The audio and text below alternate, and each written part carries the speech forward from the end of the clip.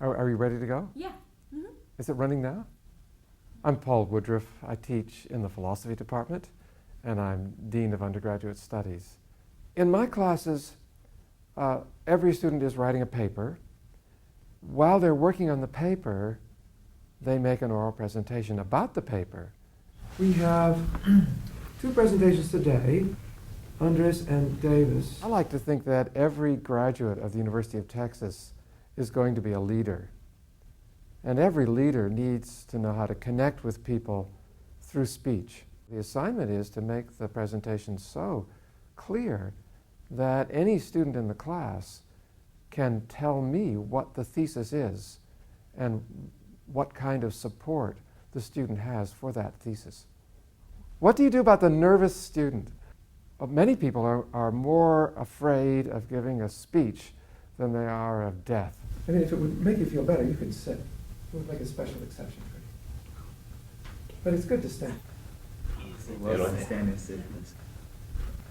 You can do knee bends the whole time. Charles Mead's Big Love is a modern reconstruction of my favorite part of this process is seeing how interested the students are in each other's ideas. It's wonderful to see them pay more attention to each other than they pay to me when I'm lecturing to them. I love it when every student in the class asks a question of the student who makes the presentation. Are the audiences usually just thoroughly confused that the play goes nowhere?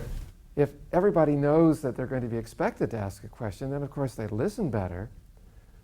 But it also means that there's some connection made between each person in the audience and the student who made the talk. And I like to see those connections flourish. And the goal of good teaching is not to explain things to students. It's to put them in a position in which they can learn to explain things to themselves and to each other. That's why the oral presentation can be so important.